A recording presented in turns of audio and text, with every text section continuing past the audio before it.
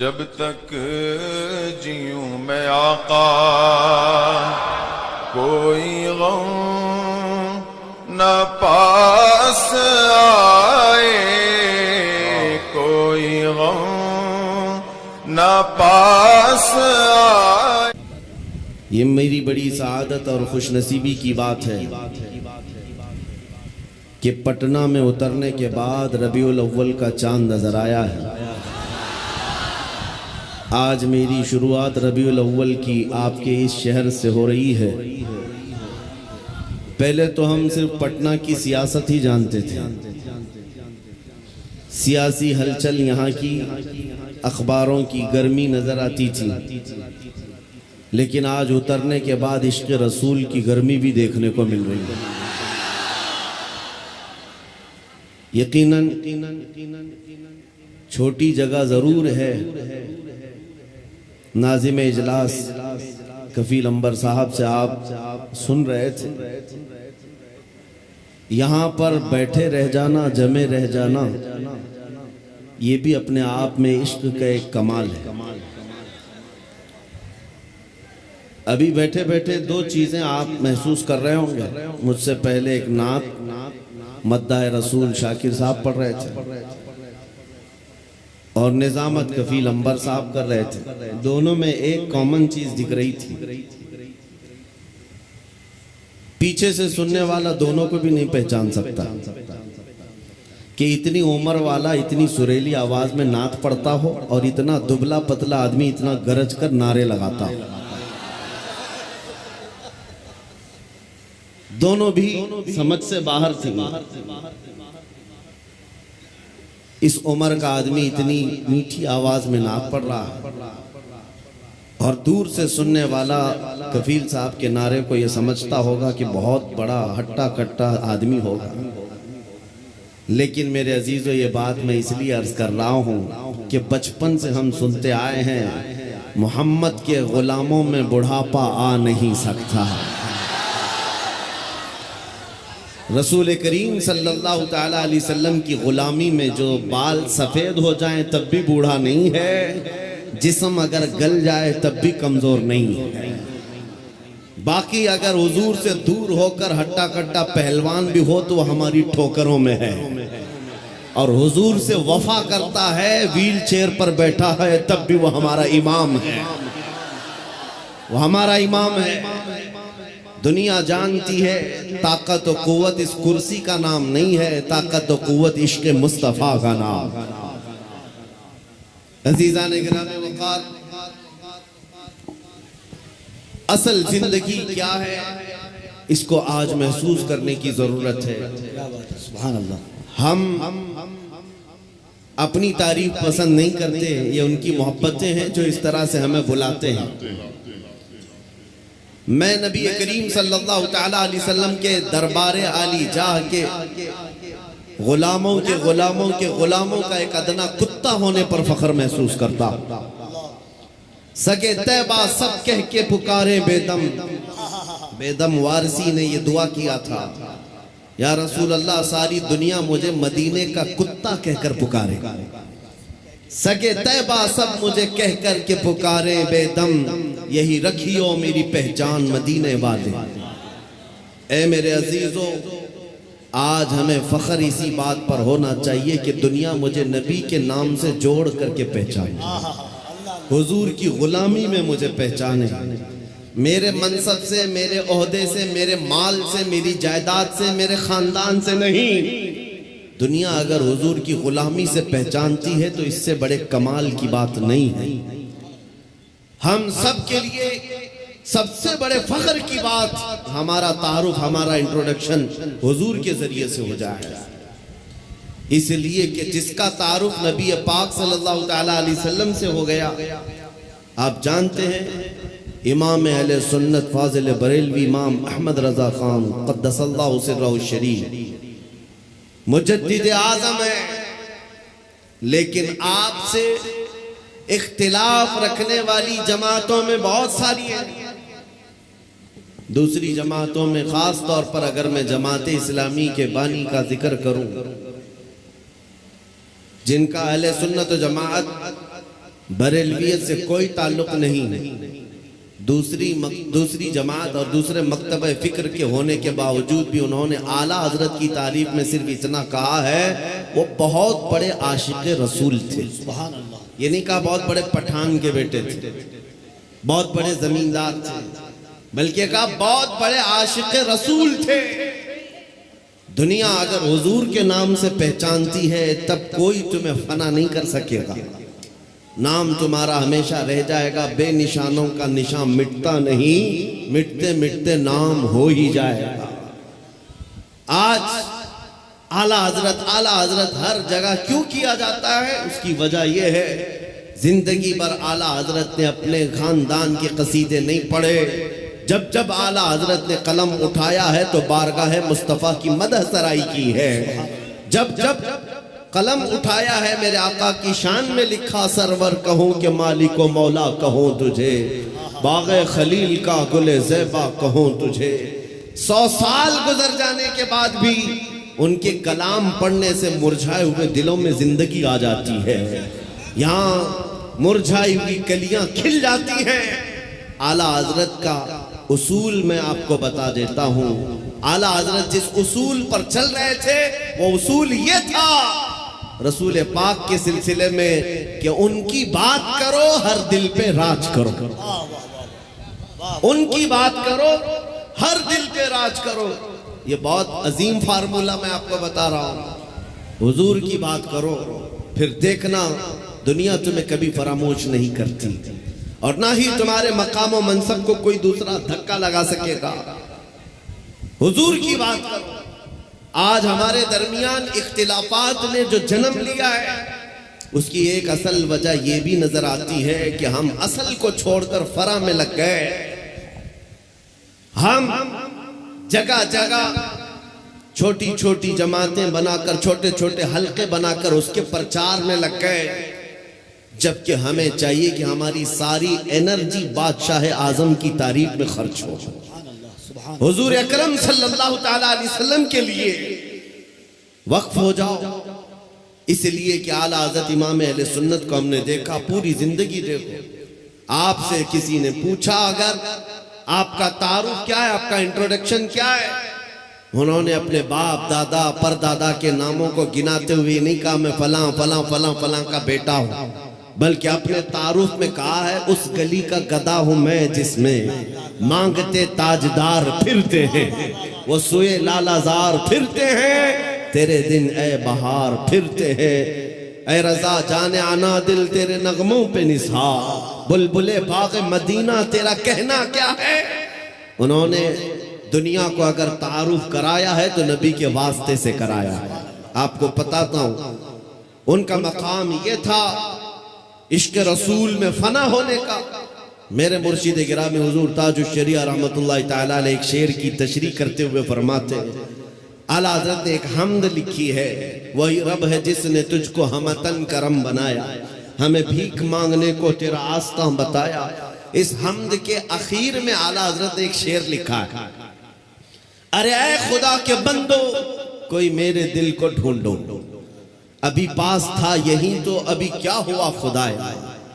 दिल किसको कहते हैं मैं आपको बता रहा हूं। जिंदगी हम सब के पास है, हम किसके लिए जी रहे हैं, हम क्या करने के लिए जी रहे हैं, या आज हमें महसूस करना है। आला हजरत किसके लिए जीते थे, उनका दिल रहता कहां था, बरेली की किस गली में उनका दिल रहता था। सुनो, आला हजरत कहते हैं अरे खुदा के बंदो कोई मेरे दिल को ढूंढो, अभी पास था यही तो अभी क्या हुआ खुदाया। इसका मतलब क्या है, फरमाया हर जमाने में औलिया इकराम में एक वली होता है जिसको कुतुबुल इरशाद कहते हैं। कुतुबुल इरशाद का मतलब यह होता है वो अपने जमाने के औलिया में इतना तसर्रुफ और इतना इख्तियार रखता है कि वो अपने जमाने के औलिया को जिन कामों पर मामूर करे उसका हुक्म बजा लाना सारे लोगों पर जरूरी होता है। वो कोई भी ऑर्डर दे, कुतुबुल इरशाद। तो एक मर्तबा आला हजरत ने अपने जमाने के जितने रिजाल थे, औलिया थे, उनसे ये कहा अरे ऐ खुदा के बंदो कोई मेरे दिल को ढूंढो। मेरा दिल ढूंढ करके लाओ, ये काम पर लगा दिया। दिल ढूंढ करके लाओ, अभी पास था यही तो अभी क्या हुआ खुदाया। दिल सिर्फ उस गोश्त के लोथड़े को ही नहीं कहते जो हमारे सीनों में धड़कता है या खून का एक मुंजमद टुकड़ा है। दिल के और भी माने हैं। वो दिल कौन सा है जिसको ढूंढने के आला हजरत बात कर रहे थे। सारे औलिया को हुक्म हुआ, सब ढूंढने पर लग गए और ढूंढ करके वापस आए। फिर आकर के उन्होंने जो जवाब दिया इमाम अहले सुन्नत को, आला हजरत को, आला हजरत ने फिर उसको अपने शेर में बयान किया। हमें ऐ रज़ा तेरे दिल का पता चला बमुश्किल, हमें ऐ रज़ा तेरे दिल का पता चला बमुश्किल, दरे रोजा के मुकाबिल वो हमें नजर तो आया। ये न पूछ तकबीर, नारे रिसालत, इश्के मुझसे आला हजरत, फैजाने आला हजरत। जिंदगी गुजारने के उसूल में बता रहा हूं। बरेली में रह करके दिल मदीने तैयबा में धड़कता हो। सारे औलिया ज़माना ने कहा हमें ऐ रज़ा तेरे दिल का पता चला बमुश्किल, दरे रोजा के मुकाबिल वो हमें नजर तो आया। ये न पूछ कैसा पाया तुझे हमद है खुदाया। आला हजरत का दिल वहां लगा हुआ था, इसीलिए मैंने आला हजरत के कलाम को बहुत मर्तबा पढ़ा। जहां जहां से पढ़ा दिल को आला हजरत के जब भी हमने ढूंढने की बात की है, आला हजरत ने अपने दिल के बारे में यही कहा है। दिल है वो दिल जो तेरी याद से मामूर रहा, सर है वो सर जो तेरे नाम पे कुर्बान गया। आला हजरत के उसूल में दिल सिर्फ इस टुकड़े को नहीं कहते और सर इस टुकड़े को नहीं कहते। मेरे अजीजों, आला हजरत के इल्म में, उनकी तालीमात में दिल का मतलब और है, सर का मतलब और है। अगर नबी की मोहब्बत में भरा हुआ नहीं है तो सिर्फ वो गोश्त का लोथड़ा है, दिल नहीं कहा जा सकता। दिल कौन सा है? दिल सिर्फ वही है, दिल है वो दिल जो तेरी याद से मामूर रहा। और सर किसको कहते हैं? ये अगर दोनों कंधों के ऊपर एक कद्दू का टुकड़ा है, अगर हुजूर के नाम पर कुर्बान होने को तैयार नहीं है, हाँ अगर हुजूर के नाम पर मर मिटता है तो आला हजरत कहते हैं सर है वो सर जो तेरे नाम पे कुर्बान गया। आला हजरत के दिल को हमने उनके कलाम में ढूंढा है। वो कहते हैं कहाँ है? जानो दिल होशो खिरत सब तो मदीने पहुंचे, जानो दिल होशो खिरत सब तो मदीने पहुंचे। अरे तुम नहीं चलते रज़ा सारा तो सामान गया। उनका अपने पास कुछ नहीं था। बरेली में वो कहते हैं जान भी चली गई, दिल भी चला गया, होश भी गया, खिरत भी गया, सब मदीने पहुंचे। तुम नहीं चलते रज़ा सारा तो सामान गया। और फिर उनसे पूछा गया जान है क्या आपकी? जान किसको कहते हो आप? कहते हैं जान है इश्क़े मुस्तफा, रोज वज़ू करे खुदा, जिसको हो दर्द का मजा नाज़े दवा उठाए क्यों, फिर के गली गली तबाह ठोकरें सबकी खाए क्यों, दिल को जो अक्ल दे खुदा तेरी गली से जाए क्यों। मेरे अजीजों, आला हज़रत फरमाते हैं यूं तो सब उन्हीं का है, पर दिल की अगर पूछो, आला हज़रत फरमाते हैं यूं तो सब उन्हीं का है, पर दिल की अगर पूछो ये टूटे हुए दिल ही खास उनकी कमाई है। हुजूर का है ये सब, हुजूर का है, अपने दिल का है उन्हीं से आराम। कहते हैं अपने दिल का है उन्हीं से आराम, सौंपे हैं सब उन्हीं को सब काम, सौंपे हैं उन्हीं को सब काम। लो लगी है कि अब उस दर के गुलाम चाह रहे दर्द रजा करते हैं। आला हजरत ने अपना सब कुछ सौंप दिया बारगाह मुस्तफा। आज इस जलसे पाक में मैं आपके सामने उनका जिक्र सिर्फ इसलिए कर रहा हूं कि मशरिक से लेकर मगरिब तक, शुमाल से लेकर जुनूब तक कोई खित्ता बचा नहीं है जहां से बच्चा बुच्चा पुकार करके न कहता हो डाल दी कल्ब में अजमत मुस्तफा। सैयदी आला हजरत पे लाखों सलाम। क्यों 100 साल के बाद भी बच्चा बच्चा पुकार रहा है? वही आज मैं तुम्हें फार्मूला बताना चाहता हूं। उस आला हजरत के मिशन पर चलना, उस मसलक का मतलब, उस मसलक का नाम ही ये है। अपनी मर्जी से जीने का नाम जिंदगी नहीं है, हुजूर जैसा चाहे वैसे जीने का नाम जिंदगी है।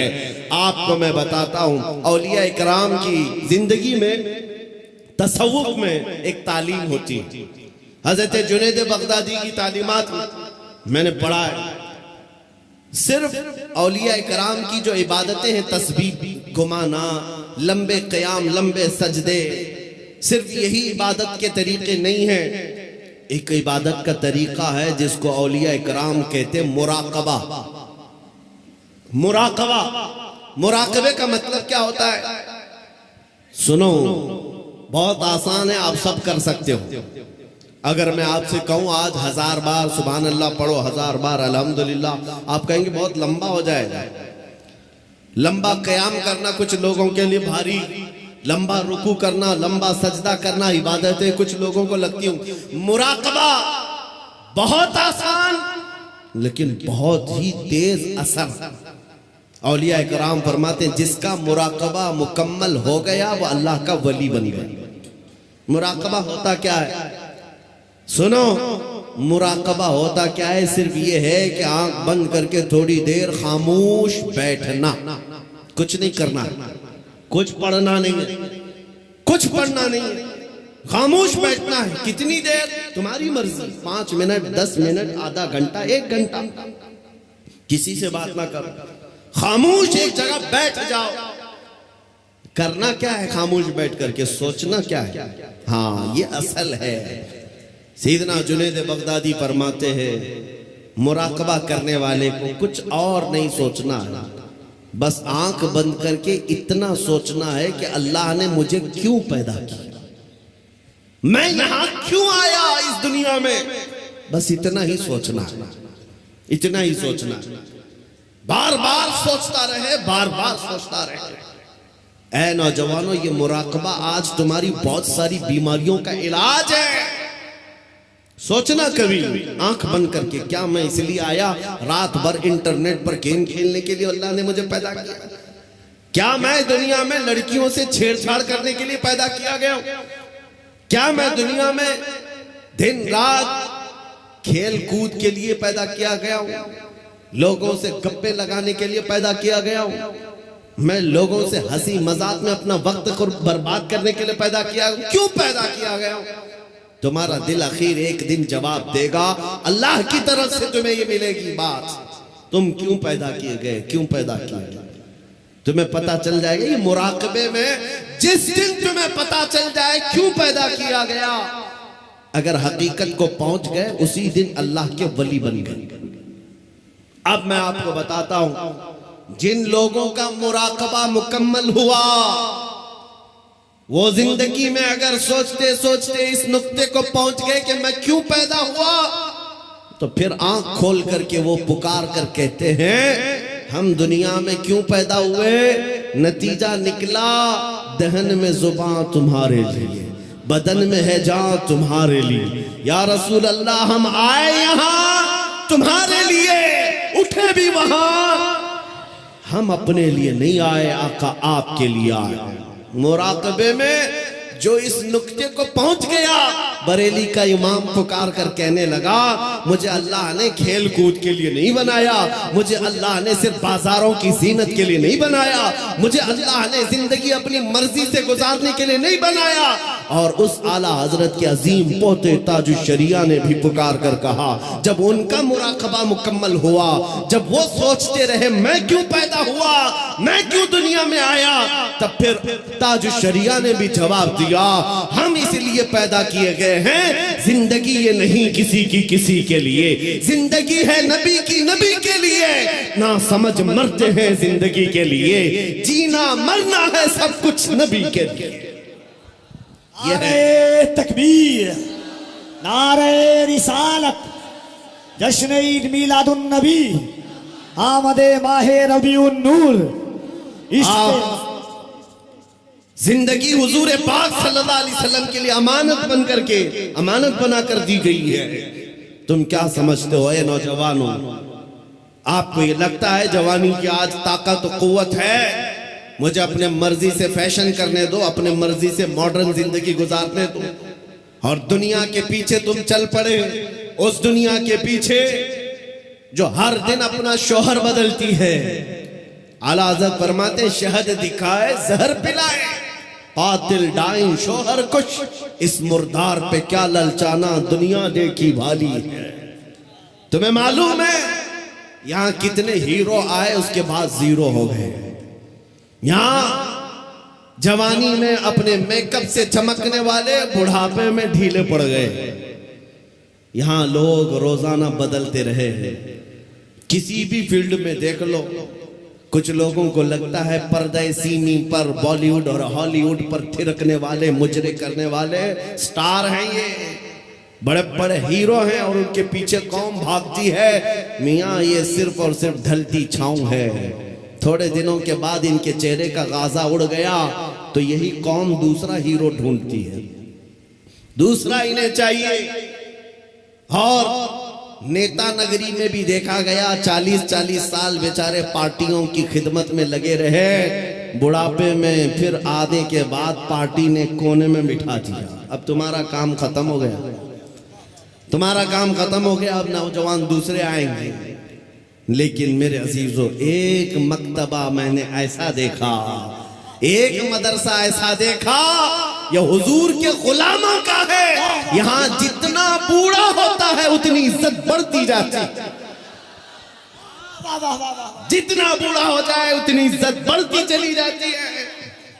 मेरे अजीजों, 85 साल 90 साल के उलमा भी आज मौजूद हैं।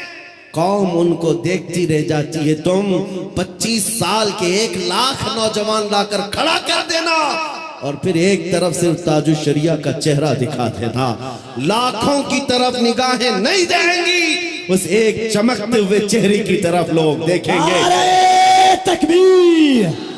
जरा दोनों हाथों को उठाकर बस्ती बस्ती करिया करिया, बस्ती बस्ती करिया करिया, इल्म का सूरज फैज का दरिया। अजीजा निगरामी वकार, मैं ये बातें इसलिए अर्ज कर रहा हूं कि इन बुजुर्गों ने जो खूबसूरती हासिल की है वो पाउडर लाली के मेकअप से नहीं, मेरे मुस्तफा के कदमों से हासिल की है, नबी पाक की वाबस्तगी से मिली है। लोगों को आज ये लगता होगा, मैं आपको बताऊं, तहदीसे नेमत के लिए कह रहा हूं, मैं अपनी बड़ाई अपनी फजीलत की बात नहीं कर रहा हूं। किसी को अगर ये लगता हो सोशल मीडिया की वजह से इनको बहुत ज्यादा लोग चाहने लग गए, सोशल मीडिया यूट्यूब इंस्टाग्राम सब इन्होंने फैला रखा है, इसलिए भीड़ जमा हो गई, हजारों लोग सोशल मीडिया पर हरकतें कर रहे हैं, बहुत वहां मैदान में मौजूद हैं। मगर मेरे अजीजों, ये मेरे फन का कमाल नहीं है। आज जहां जाएं परवानों का हुजूम जो मेरे सामने नजर आता है, बात सिर्फ इतनी है, जब तक के मदीने से इशारे नहीं होते, रोशन मेरी किस्मत के सितारे नहीं होते, ये नाज़ी अंदाज हमारे नहीं होते, झोली में अगर टुकड़े तुम्हारे नहीं होते, जब तक बिके न थे तो कोई पूछता न था, या रसूल अल्लाह तुमने खरीद कर हमें अनमोल कर दिया। नारे तकबीर, नारे रिसालत, नाजदारे खत्मे नबूवत, नामूसे मुस्तफा, अजमते मुस्तफा, शौकते मुस्तफा। मेरा यकीन है सारा सोशल मीडिया फना हो जाए, मैं किसी पहाड़ के अंदर बैठकर मेरे नबी की बात करूं, मेरा खुदा कादिर है, वो लाखों के दिलों में हमारी बात को पहुंचाएगा।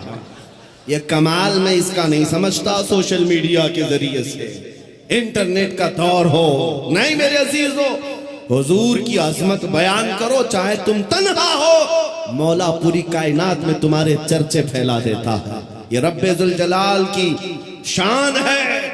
इब्राहीम अलैहिस्सलाम जब मक्का मुकर्रमा से आवाज दे रहे थे तो पूरी कायनात में आपकी आवाज को अल्लाह ने पहुंचाया। रब कादिर है, जिसकी आवाज को चाहे वो पहुंचाए, लेकिन तुम्हारी लिए जिम्मेदारी आज ये है, तुम इनके उनकी जय विजय करना छोड़ दो, इधर उधर के पट्टे डालना छोड़ दो। तुम्हें दुनिया चाहे जितने भी लिबास बदल लो, दुनिया तो हुजूर के नाम से ही पहचानती, ये बात तय है। तुम जहां जाओगे हुजूर के नाम से तुम्हें पहचानती है।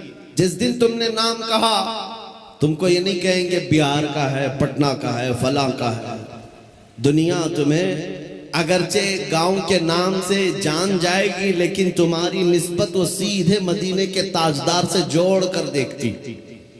ये पक्की बात है। और आपको क्या इस बात पर कोई आपत्ति है कि दुनिया हुजूर की गुलामी से आपको पहचाने तो आपको ऐब लगता है? फखर होगा कि नहीं होगा? अगर हुजूर की गुलामी से दुनिया तुम्हें पहचानने पर फखर होगा तो मेरी बात सिर्फ इतनी सुन लो, पूरे के पूरे ही गुलाम क्यों ना हो जाए। जब गुलाम होना ही है तो पूरे क्यों ना हो जाए। आला हजरत ने क्या खूब कहा, आज ले उनकी पनाह, आज मदद मांग उनसे, कल न मानेंगे कयामत में अगर मान गया। उन्हें जाना उन्हें माना, न रखा गैर से काम, लिल्लाहिल हम्द मैं दुनिया से मुसलमान गया। आज मैं आपको बात बताता हूं। इमाम गजाली रहमतुल्लाह ताला अलैह से पूछा गया, जब उम्मत पर कोई सख्त वक्त आ जाए, इलाज, उम्मत पर ऐसी कठिनाई आ जाए कि फितनों का उरूज हो जाए, फितने बहुत बढ़ जाएं, उम्मत मुस्तफा की शौकत पर सवाल आ जाए, ऐसे वक्त में इलाज क्या है उम्मत मुस्तफा के लिए, क्या आप हल बताते हैं? आज हमसे भी लोग पूछते हैं, इंटरव्यू में पूछते हैं, मुसलमानों के लिए हल क्या है? इमाम गजाली ने फरमाया, एक ही हल है, इनके सीनों को हुजूर की मोहब्बत से भर दिया जाए, हुजूर की मोहब्बत से भर दिया जाए। मेरे अजीजों, लोग मुझे उर्सों में भी बुलाते हैं, पता नहीं कितने कितने जलसों में बुलाते हैं, मैं तो बात सिर्फ हुजूर की करता हूं। वजह सिर्फ ये है, मैंने सबको समझा रखा है, आज हमें इलाज करना है, जिस चीज की जरूरत है वही दो। जब इलाज कंप्लीट हो जाए इंशाअल्लाह ये जिस जगह भी ले जाओगे ये खड़े हो रहेंगे। इमाम गजाली ने फरमाया, इनके दिलों को हुजूर की मोहब्बत से भर दो। तो आपसे पूछा गया, वैसे तो हर मुसलमान कहता है मुझे हुजूर से मोहब्बत है, अभी मैं पूछूं, एक हाथ में दो दो हाथ उठाएंगे, हुजूर से मोहब्बत है या नहीं? अगर अभी सवाल करें, हर कोई पुकार कर कहेगा हाँ हुजूर से मोहब्बत है, मैं तो जान देने को तैयार हूं, हर कोई कहेगा। इमाम गजाली ने फरमाया, हाँ हर कोई कहता तो है, लेकिन बात क्या है सुनो, इंसान की फितरत है और दुनिया का दस्तूर है। जो इंसान जिससे जितनी मोहब्बत करता है, दिन में उसका बार बार जिक्र भी करता है, बार बार उसको याद करता है, बार बार याद करता है। और जब बार बार किसी का जिक्र करने लग जाए तो समझ लो उसका दिल भर गया है, इश्क से, मोहब्बत से भर गया है। और नहीं, जिक्र ही नहीं करता, यूं ही कहता है, तो वो झूठा आदमी, वो झूठ बोलता है। हुजूर से मोहब्बत कहता तो है, लेकिन उसकी जिंदगी में नजर कभी नहीं आता। कहीं ऐसा तो नहीं मेरे अजीजों, आज मैं नौजवानों को देखता हूं, फिल्मी गानों के इनको लाइनें याद हो जाती हैं, फिल्मों के डायलॉग याद हो जाते हैं, मेरे नबी की 4 हदीसें क्यों नहीं याद? अगर हुजूर से कसरत से मोहब्बत होती तो हुजूर की अदाओं से भी मोहब्बत होती, हुजूर के जुमले तुम्हारी जुबानों पर गर्दिश कर रहे होते, बार बार तुम उनका जिक्र कर रहे होते। और फरमाया बुजुर्गों ने, जो कसरत से हुजूर पर दुरूद पढ़ता रहता है दिन भर रात भर, समझ लो उसका दिल भरा हुआ है हुजूर की मोहब्बत से, क्योंकि बार बार वो जिक्र कर रहा है, बार बार याद कर रहा है। एक बुजुर्ग की बात मैं आपको बताता हूं। एक बुजुर्ग ने एक शख्स की तरबियत कैसी की थी। मुरीद था, अपने शेख से आकर कहा मोहब्बत कैसे करूं, मोहब्बत कैसी होनी चाहिए। कहा एक काम कर, मैं एक भैंस तुझे देता हूं, उसको पाल। बिहार वाले अच्छी तरह समझ सकते हैं। भैंस बुजुर्ग ने अपने मुरीद को दी और कहा इसकी बहुत अच्छी देखभाल करना, बार बार इसका ख्याल रखना। कहा ठीक है, 1 महीने के बाद आना, मुलाकात करना। 1 महीने के बाद आया, हजरत ने पूछा कैसा है, क्या हाल है? कहा मैं बहुत अच्छा हूं। तेरी भैंस कैसी है? कहा वो भी बहुत अच्छी है। तुम खाना खाए? कहा हाँ मैं खाना खा लिया। तुम्हारी भैंस? हाँ वो भी खाना खा चुकी है। जब जब जिक्र किया जाए भैंस का अच्छी तरह से जिक्र करता था। कहा 1 महीना और जाओ। 1 महीना और उस भैंस के साथ उठना बैठना लगाव रखो। दूसरे महीने के बाद आया, बुजुर्ग ने, मुर्शिद ने पूछा क्या हाल है? कहा मैं भी अच्छा हूं, मेरी भैंस भी अच्छी। सवाल खाली सिर्फ उसका किया था, लेकिन साथ में भैंस का भी कर रहा है। कहा तू खाना खाया? कहा मैं भी खाना खा चुका, मेरी भैंस भी खा चुकी। कहा तू नहा लिया? कहा मैं भी नहाया हूं, मेरी भैंस भी नहाई। जो बात करे अपने साथ अपनी भैंस का भी जिक्र। बुजुर्ग ने कहा 1 महीने और अपनी भैंस से करीब रहे, उसके बाद फिर तीसरे महीने मुलाकात करेंगे। 3 महीने गुजर गए। 3 महीने के बाद जब वो आया तो बुजुर्ग मुर्शिद ने पूछा क्या हाल है? कहा मेरी भैंस बहुत अच्छी है। अब जुमला बदल गया, अभी खैरियत इसकी पूछी जा रही है, जवाब ही अपनी भैंस का दे रहा है। पूछा बुजुर्ग ने खाना खा चुका? कहा मेरी भैंस तो खा चुकी। तू नहाया? कहा मेरी भैंस तो नहा चुकी। मेरे अजीजों, ये मिसाल बिला तशबीह बिला तमसील। उस बुजुर्ग ने कहा मोहब्बत ऐसी होनी चाहिए जब इंसान को पूछा जाए तो अपने आप को भूल जाए, अपने महबूब का जिक्र करने लग जाए। जब वो कमाल को पहुंचता है, सिर्फ उसकी आंखों में अपने महबूब के जलवे हो। और बरेली के इमाम को हमने पढ़ा है, कोई आया बंदा गुलाब का फूल तोहफे में पेश करने के लिए, ला करके दिया, कहा इसको कबूल कर लीजिए। दुनिया में लोग गुलाब तोहफे में एक दूसरे को देते लेते हैं। इमाम फाजिल बरेलवी उस गुलाब को कबूल तो करते हैं, देखते हैं, उसके बाद मुस्कुरा कर कहते हैं ये दुनिया का गुलाब है, सुबह खिलता है, शाम में मुरझा जाता है। मैं उस गुलाब से मोहब्बत करता हूं जो कभी मुरझाता नहीं है, जो जब से खिला है कभी मुरझाता नहीं। और उसके बाद कहना शुरू कर दिया, सरताब कदम है तने सुल्तान जमन फूल, लब फूल दहन फूल जकन फूल बदन फूल। वल्लाह जो मिल जाए मेरे गुल का पसीना, मांगे न कभी इत्र न फिर चाहे दुल्हन फूल। क्या बात रजा उस चमनिस्तान करम की, जहरा है कली जिसमें हुसैन और हसन फूल। आला हजरत ने एक फूल को देखा,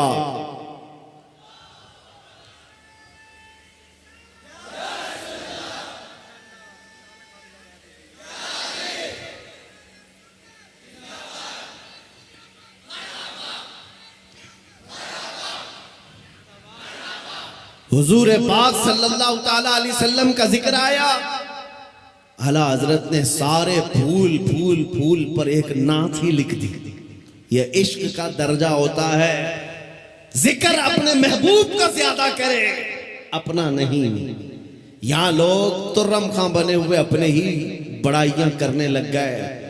आला हजरत ने अपनी तो छोड़ो, किसी दुनियादार की तारीफ करने पर भी रजामंद नहीं हुए।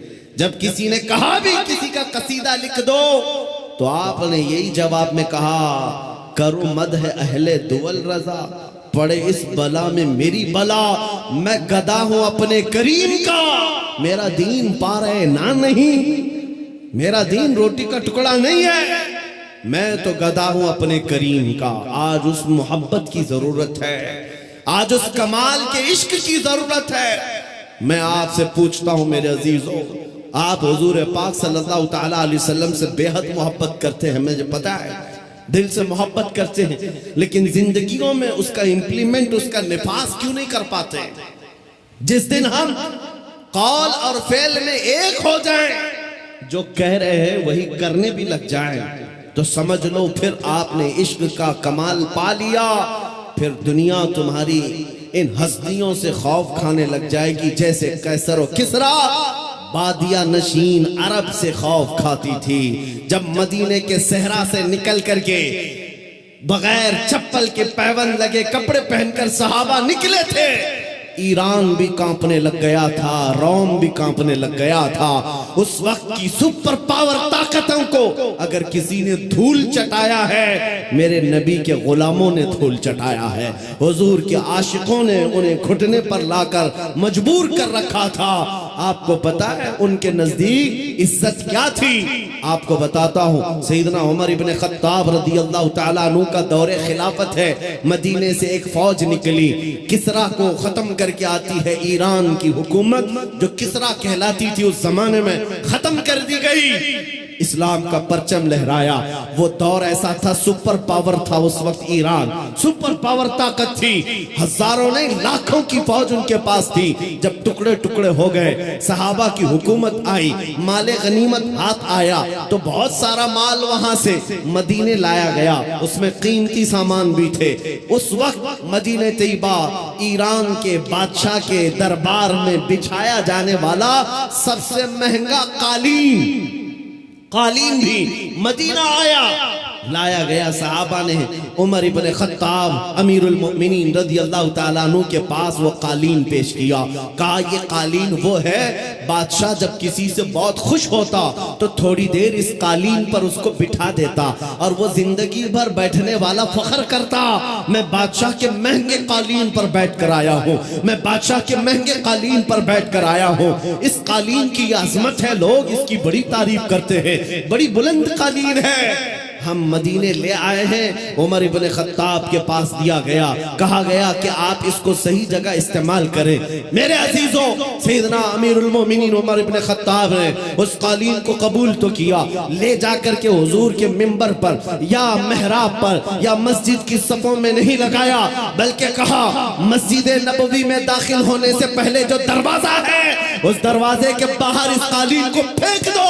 जो मस्जिद के अंदर आए वो अपने पैरों को पोंछ करके आए, पैरों को पोंछ कर अंदर आए, इसलिए कि किसरा बादशाह जिस पर बैठकर फख्र करता था, दुनिया को ये पता चल जाए वो मोहम्मद अरबी के गुलामों के धूल के बराबर होते।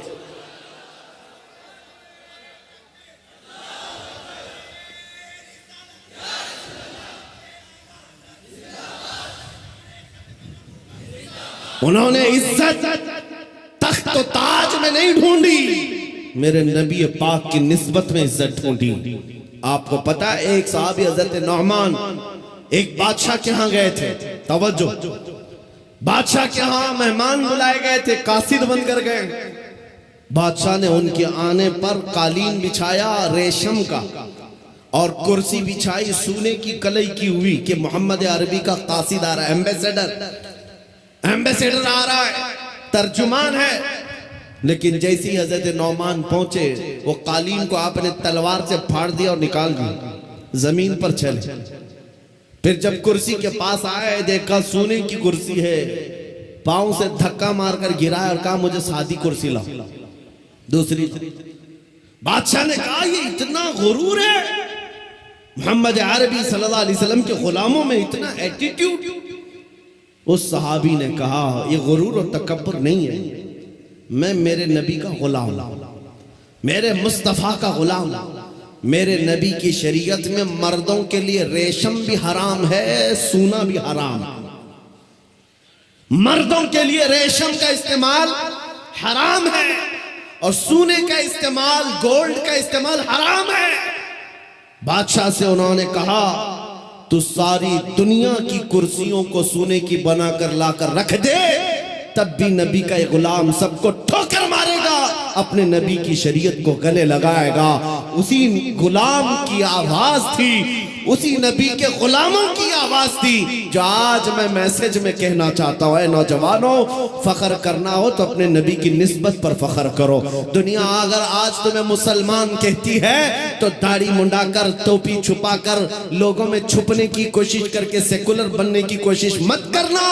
दुनिया पहचानती है तो और पहचान बढ़ाओ। किसी ने मुझसे पूछा था क्या इस जमाने में दाढ़ी रखना अब भी वाजिब है? मैंने कहा अब के जमाने में तो और भी बड़ा वाजिब है, इसलिए कि जिनको तलवार और चाकू नहीं चुभती उनको हमारी दाढ़ी चुभती है। मैंने यही कहा, ऐ नौजवान, लोगों को चोटी रखने में शर्म नहीं आती, मुझे नबी की दाढ़ी रखने में क्यों शर्म आएगी? अगर लोग नंगा घूमकर फख्र कर सकते हैं, मैं मेरे नबी के अखलाक पर फख्र क्यों नहीं कर सकता?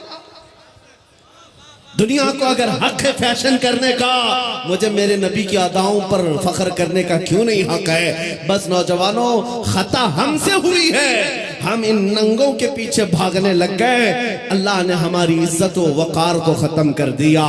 नौजवानों, दुनिया अगर तुमसे पूछती है तुम्हारे पुरखों का नाम बताओ, तुम्हारे बड़ों का नाम बताओ। हमारे बड़े तो बादशाह थे, हमारे बड़े तो फलां थे।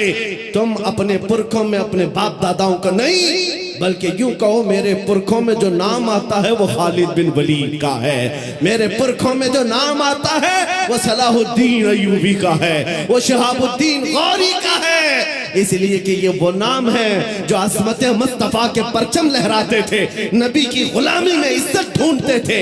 एक वक्त था जब यहूदी और ईसाई माएं रात को अपने बच्चों को थपक कर सुलाती थी, ये कहते हुए बच्चे सो जाओ वरना सलाहुद्दीन आ जाएगा।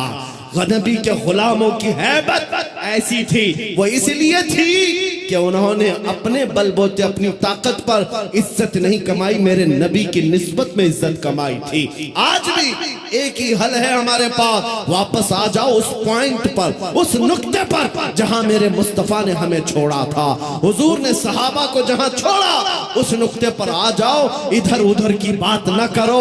हमारी बीमारियां, हमारी खराबियां, हमारे खुराफात, हमारी बेहयाइयां, हमारी पस्ती, हमारा बैकवर्ड होना, सबका एक ही हल है, एक ही इलाज है कि मोहम्मद से वफा तूने तो हम तेरे हैं। ये जहां चीज है क्या, लौह कलम तेरे।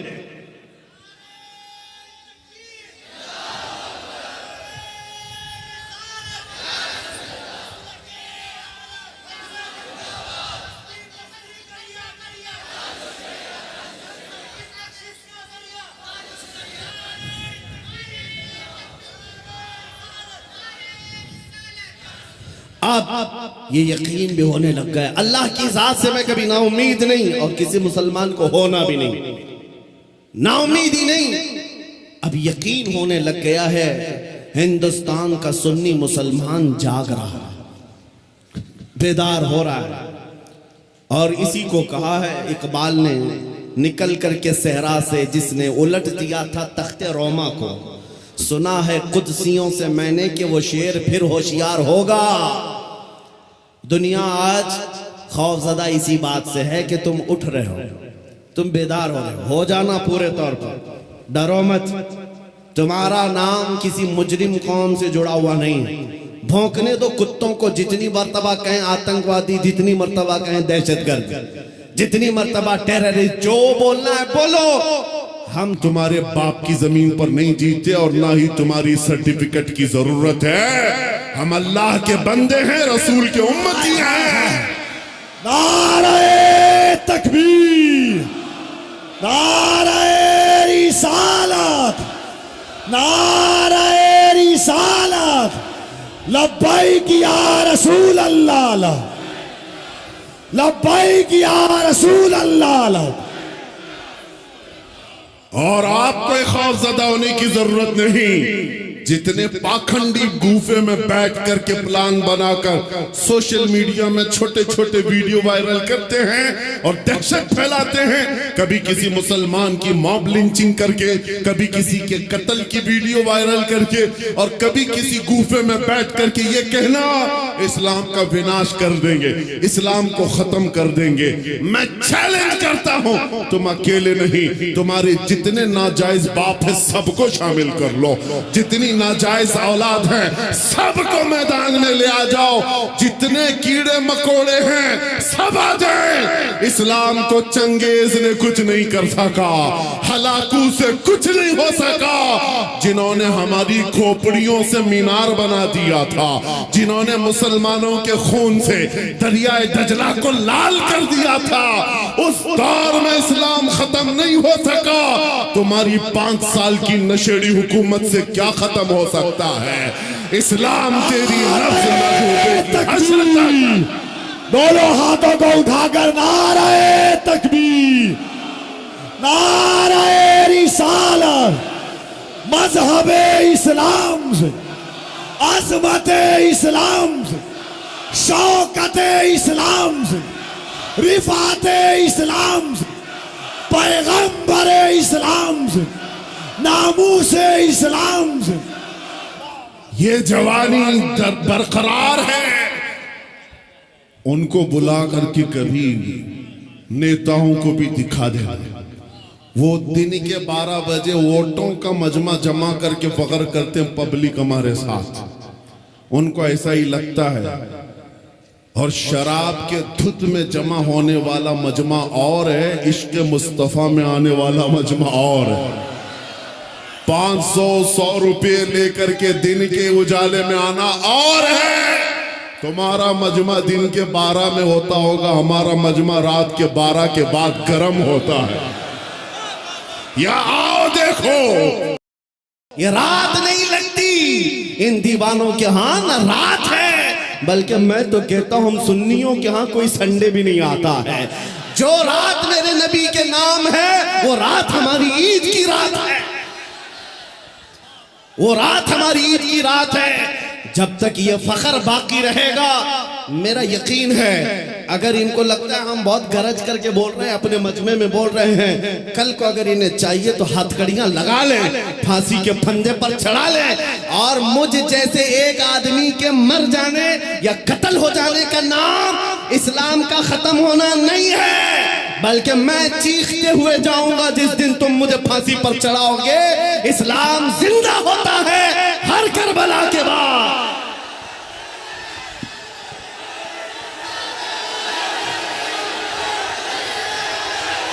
हेलो, लब्बैक लब्बैक या रसूल अल्लाह, लब्बैक लब्बैक लब्बैक या रसूल अल्लाह, लब्बैक लब्बैक लब्बैक या रसूल अल्लाह, लब्बैक लब्बैक लब्बैक या रसूल अल्लाह, लब्बैक लब्बैक लब्बैक या रसूल अल्लाह। नारे तकबीर। आज हुकूमत के नशे में आकर अगर कोई बार बार मेरे नबी की जात को इस्तेमाल करता है तो हमारे जज्बात बेकरार होते हैं।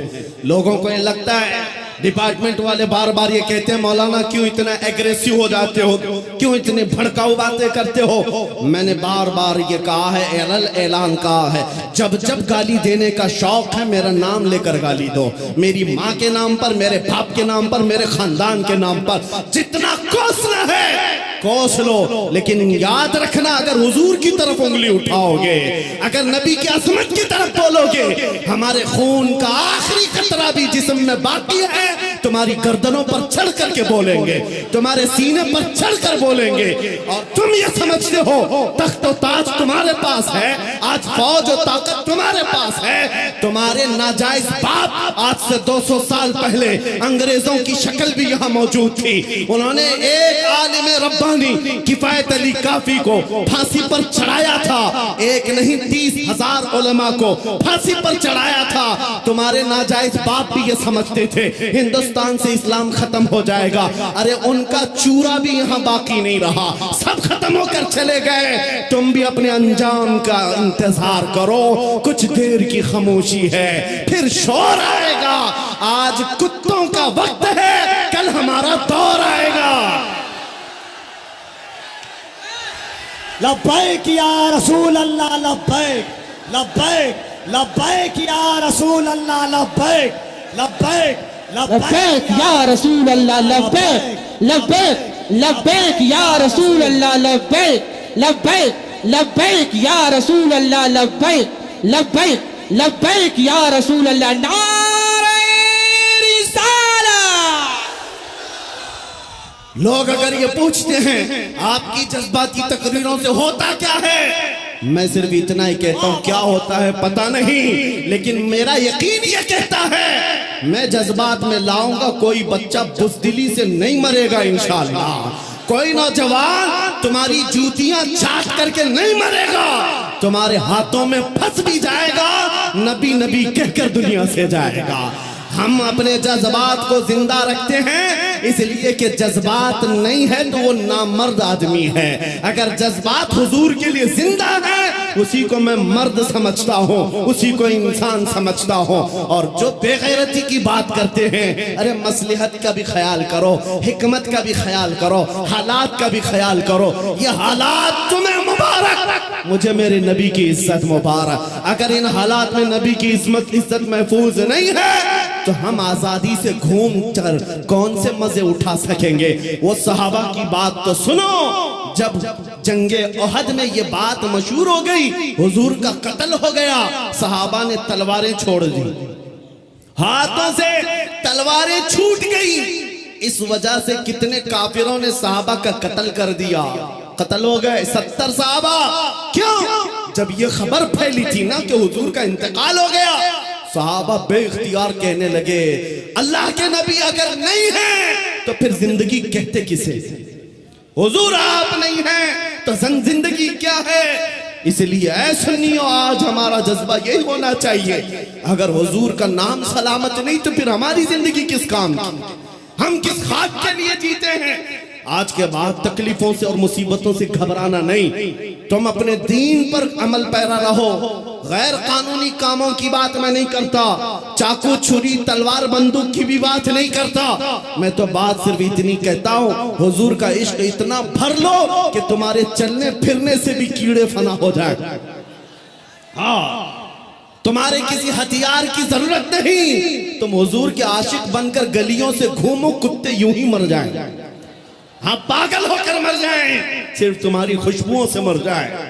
बात इतनी है। और मैं आज आखिरी बात ये कहता हूँ, सहाबा का मसलक यही था। उन्होंने कोड़े भी खाए, तलवारें भी खाई, जख्म भी खाए। एक साहबी साद इब्न रबी, जिनके 12 नेज़े लगे थे, पेट फट गया था जंगे उहद में, फिर भी कह रहे थे जो आए हुए सहाबा, जाओ नबी को मेरा सलाम कह देना, मैंने उनकी हिफाजत का हक अदा नहीं किया। पेट फट गया, तब भी ये कहते थे हम आज नरम नरम खाने खाकर, गरम गरम बिस्तरों पर सोकर, सिर्फ यहाँ बैठकर नारे लगाकर समझते हुजूर की इज्जत की हम हिफाजत करते हैं। मेरे अजीजों, बदलना है हमें जिंदगी, बदलना है हमें जिंदगी। कब तक ये गाने सुन सुन करके निफाक दिल में पैदा करते रहोगे? बॉलीवुड और बॉलीवुड के हॉलीवुड के नगमों पर नाचते रहोगे? तुम जिंदगी बदल डालो। आज दुनिया, मैं आपको बताऊं, सादी हजरत फखरुद्दीन राजी बहुत बड़े हकीम है, कहते हैं एक मैंने हकीमी में, डॉक्टरी में एक चीज देखी है, एक चीज देखी है, मोहम्मद अरबी सल्लल्लाहु अलैहि वसल्लम की मोहब्बत में अगर कोई 90 साल का भी हो जाए तो उसका दिमाग पागल नहीं हो सकता, पागल कभी नहीं होता। हुजूर का आशिक पागल नहीं होता, और अगर पागल होता है तो सिर्फ उनके लिए होता है, और दीवाना होता है सिर्फ उनके लिए होता है, बाकी किसी के लिए नहीं होता। आज मैं यही चाहता हूं कि दुनिया तुम्हें पागल कहे, मजनू कहे, दाढ़ी वाला कहे, टोपी वाला कहे, छोड़ दो उनकी बातों का। कुछ भी रिएक्ट करना, तुम्हें अंदर से फख्र होना चाहिए, फख्र होना चाहिए, इसलिए कि तुम इन कुत्तों के लिए नहीं जीते। कब्र में आमिना के लाल तशरीफ लाने वाले हैं, हश्र में मेरे आका तशरीफ लाने वाले हैं, उनके सामने मुझे खड़ा होना है। कहीं हुजूर ये ना कह दें कि दुनिया वालों के लिए तूने मेरी अखलाक को बदल लिया, उनको राजी करने के लिए तू मेरी सुन्नतें छोड़ दिया।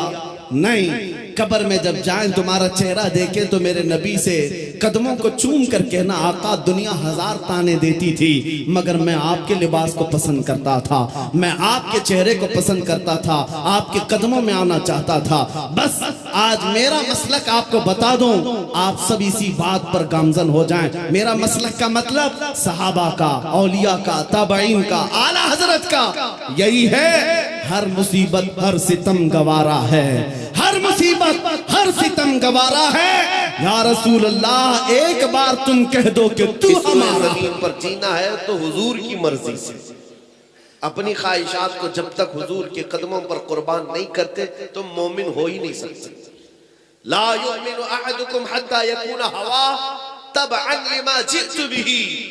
हदीस पाक है, हुजूर सल्लल्लाहु अलैहि वसल्लम फरमाते हैं, तुम में से उस वक्त तक कोई मुकम्मल मोमिन नहीं हो सकता जब तक वो अपनी ख्वाहिशात मेरे लाए हुए दीन के मुआफिक नहीं कर देता। तुम्हें हुजूर पाक सल्लल्लाहु ताला अलैहि वसल्लम की मर्जी के मुताबिक जीना होगा। एक चीज मैं आपको बताऊं, ये मेरी चादर है, मैं इसको 4 इस तरह फोल्ड करके पहनूं, 2 मर्तबा फोल्ड करके पहनूं, मेरा इख्तियार है, या इसको मैं टुकड़े करके पहनूं, ये मेरा इख्तियार है। जिसकी जो चीज होती है उसका इख्तियार होता है। आपका मोबाइल है, आप इस वक्त उठा करके मैसेज देखें कि कॉल करें कि कोई भी चीज देखें, आपका इख्तियार है, आपकी चीज पर आपका इख्तियार होता है। लेकिन आपने कभी ये सुना है कि नहीं सुना, सुसाइड करना इस्लाम में जायज है? यानी आत्महत्या करना, खुदकुशी करना इस्लाम में इसकी इजाजत है नहीं है, बल्कि हदीस में है सीधा जहन्नम में जाएगा जिसने सुसाइड किया। अब सोचो मेरे अजीजों, जान तुम्हारी है, तुम अपनी मर्जी से जब जी सकते हो तो अपनी मर्जी से मर क्यों नहीं सकते? अपनी मर्जी से आदमी मर क्यों नहीं सकता? खुद को मार क्यों नहीं सकता? खुद को फांसी पर लटका क्यों नहीं सकता? अपनी मर्जी से मरना तुम्हारे लिए इस्लाम में इसकी इजाजत है नहीं। वजह क्या है? वही फार्मूला है, वही फार्मूला है। अपनी चीज हो तो इस्तेमाल करने की इजाजत है। जान तुम्हारी खुद की होती तो तुम जान ले सकते, जान के मालिक तुम नहीं हो, इसलिए तुम अपने हाथों से जान नहीं ले सकते। जान के मालिक रिकाबिल उमम ताजदार मदीना की जात रसूल करीम सल्लल्लाहु तआला अलैहि वसल्लम की मर्जी के मुताबिक तुम्हें जीना, और अल्लाह करीम तुम्हारी जानों का इस तरह से बह जाने को या खत्म करने को कभी हरगिज इजाजत नहीं देता। अजीजा ने गिरामी, ये जुमला फिर कभी नहीं कहना कि मुझे मेरी मर्जी से जीने दो। जैसे आज इस तरक्की याफ्ता दौर में औरतों को भड़काया जाता है, पाकिस्तान जैसे मुल्क में सुनने को एक अच्छा लगता है, लोग बहुत सारे मुसलमान हैं, ऐसे हैं वैसे हैं, लेकिन जानते कई औरतें सड़कों पर वहां बैनर लेकर के निकलती हैं कि मेरा जिस्म मेरी मर्जी। नाउजुबिल्लाह मिन ज़ालिक। यानी औरतों को ये वर्गलाया गया, उनको सड़कों पर लाया गया है। तुम चार दीवारी के अंदर बैठने वाली औरत क्यों बनती हो? निकलो बाहर। जैसे तुम्हारे मर्द अपनी मर्जी से जीते, तुम भी जियो। तो औरतें भड़क गई और कहने लग गई, हाँ सही कह रहे हो, इस्लाम ने तो हमको चार दीवारी में कैद करके रखा है, मुसलमानों ने बंद करके रखा है, मेरा जिस्म मेरी मर्जी। यानी एक औरत चाहे जितने उनके पास जाए वो अपनी मर्जी के मुताबिक जीना चाहती। मेरे अजीजों, अगर तुमको अपनी मर्जी से ही जीना है तो तुम्हारा इस्लाम से क्या ताल्लुक है? इस्लाम से क्या ताल्लुक है? इसीलिए मैं आपसे कहता हूं, ख्वाहिशात को कत्ल करो, ख्वाहिशात को मार दो, तब तुम मकामात को देखोगे, ईमान की लज्जत पाओगे। अभी आप जलसे के मुतालिक सुन रहे थे, मैं आपको इस बात का फिर खुसूसियत के साथ, वजाहत के साथ ये ऐलान करता हूं, ऐसे हजार जलसे फज्र की एक रकात के बराबर नहीं हो सकते। क्यों? इसमें तुम तो आए हो रात जागने के हिसाब से, खा रहे हैं, पी रहे हैं, देख रहे हैं, उठ रहे हैं, बैठ रहे हैं। फजर में उठना अपनी मर्जी के खिलाफ होता है, अपनी ख्वाहिश के खिलाफ करना पड़ता है। ठंडियों का वक्त है, बिस्तर गर्म लगता है, नींद अच्छी आती है, इन सब को छोड़ करके उठना अपनी ख्वाहिश के खिलाफ करना होता है। और यही काम जो करता है उसे एक जिहाद का सवाब भी मिलता है, इसको जिहाद का सवाब है। लेकिन यहां पर भी आज हालात यही है कि जो हमारे मन में आए, हमारी तबीयत में आए, उसको हम अमल करना चाहते हैं। नौजवान दाढ़ी क्यों नहीं रखते? इसलिए कि तुम्हारी ख्वाहिश के खिलाफ है ये बात। दुनिया ताना मारेगी, मुल्ला कहेगी, पुराना आदमी कहेगी, इसलिए शर्म आती है। और इस तरह की शर्म को हयाए शैतानी कहा जाता है। गुनाह करने से शर्म आना चाहिए, सुन्नत पर शर्म नहीं। मेरे अजीजों, लोग नंगे घूम रहे हैं हाफ कपड़े पहन करके, उनको शर्म आना चाहिए। तुम्हें आमिना के लाल के अखलाक पर क्यों शर्म आए? तुम्हें शर्म नहीं आनी चाहिए। लेकिन अपनी ख्वाहिशात के खिलाफ जब काम करोगे तो तुम्हारे लिए जन्नत के हर दरवाजे खोल दिए जाते हैं। मेरे आका सल्लल्लाहु अलैहि वसल्लम की हदीस है, मन तमस्सक बिसुन्नति इंद फसाद उम्मती फलहु अजरु मिअति शहीद। ऐसा जमाना जब आ जाए मेरी उम्मत पर कि जब फसाद हो, फसाद का मतलब यह है कि लोग इस्लाम को हल्के में लेने लग गए हो, उस वक्त तुम हुजूर की एक सुन्नत को जिंदा करोगे, अल्लाह तुम्हें 100 शहीदों का सवाब अता करेगा। आज ये इस चीज की जरूरत है। नौजवान, जलसे करके तुम नारे लगा करके अगर एंटरटेनमेंट का जरिया समझते हो तो ये फजूल है, ना करो इस चीज को, ना करो। हाँ, अगर इनकलाब लाना है तो अहद करके उठो कि मुझे हुजूर के अखलाक पर जीना, मुझे हुजूर की सुन्नतों पर जीना है। दुनिया क्या कहती है मुझे उससे क्या सरोकार। मैं कब्र में जाऊंगा तो दुनिया को मुंह नहीं दिखाऊंगा, ताजदार मदीना को दिखाना। हुजूर क्या सामना करना है, अकीदा है कि नहीं तुम्हारा? कब्र में हुजूर तशरीफ लाएंगे, अकीदा है। और हश्र में हुजूर की शफाअत होगी, अकीदा है। नबी अब्बाक सल्लल्लाहु ताला अलैहि वसल्लम के बे उनके वास्ते खुदा कुछ अता करे, हाशा, गलत गलत ये हवस बेबसर की है। हुजूर को छोड़ करके कुछ होगा नहीं, बखुदा खुदा का यही है दर्द, नहीं और कोई मफर मखर। जो वहां से हो यहीं आके हो, जो यहाँ नहीं तो वहां नहीं। हुजूर अकरम सल्लल्लाहु ताला अलैहि वसल्लम को जब मुंह दिखाना है तो फिर उनके अखलाक के पीछे क्यों ना चले। अज़ीज़ान गिरामी वक़ार, जिन्होंने अपनी ख्वाहिशात को खत्म किया, उनकी चंद मिसालें मैं आपके सामने रखूं। आज तुम्हें रात सोने के बाद फजर में उठना मुश्किल हो गया। जो फजर में नहीं उठ पाता नमाज के लिए, ये बात सुन ले, क्या करना क्या रहता है, सिर्फ बिस्तर ही तो छोड़ना था। पानी भी तुम्हारे पास गर्म आने लग गया है। पानी गर्म करने के अब सारे आलात हैं, करंट से हो जाता है, गैस से हो जाता है, सहूलियात है। उसके बावजूद तुम्हारी तबीयत के अंदर काहिली ऐसी, सुस्ती ऐसी कि ये सोचते हैं कि ये बहुत बड़ा डिफिकल्ट काम है, मशक्कत वाला काम है। मदीने के उस नौजवान को देखो, आज शादी हुई है, दुल्हन को अपने घर लेकर आया है, सुहागरात है। दूल्हे के लिए ये जिंदगी की सबसे खूबसूरत रात कही जाती है। उसके लिए शबे विसाल, क्या क्या अल्फाज कहे जाते हैं।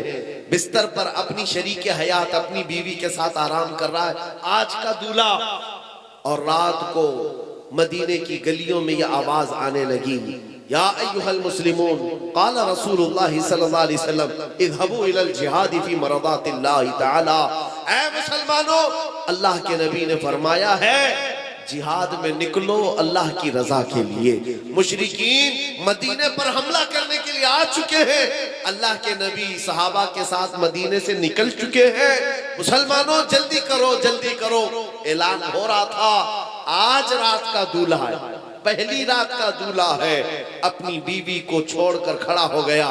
कहा ऐ मेरी शरीके हयात, चाहे तो मुझसे तलाक ले ले, इद्दत के बाद किसी और से निकाह कर लेना, या चाहे अल्लाह की मर्जी पर कायम रह, इसलिए कि मैं जंग में जा रहा हूँ, रसूलुल्लाह के साथ जा रहा हूँ। मेरे अजीजों, सिर्फ बिस्तर छोड़कर मस्जिद नहीं, तलवार हाथ में लेकर गर्दन हथेली पर लेकर जा रहा है। और उसकी शरीके हयात जो आज की दुल्हन है, वो रोना धोना चीखना चिल्लाना मातम करना नहीं, मदीने की औरत थी।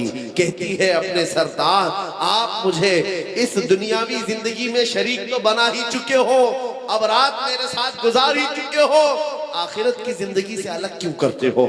जाओ अल्लाह हाफिज, जाओ अल्लाह हाफिज। अगर सही सलामत लौट गए तो मैं फख्र से गाजी की बीवी कहलाऊंगी, और अगर नहीं लौटे तब भी मैं मदीने में फख्र से शहीद की बेवा कहलाऊंगी। ये मिजाज था मदीने का।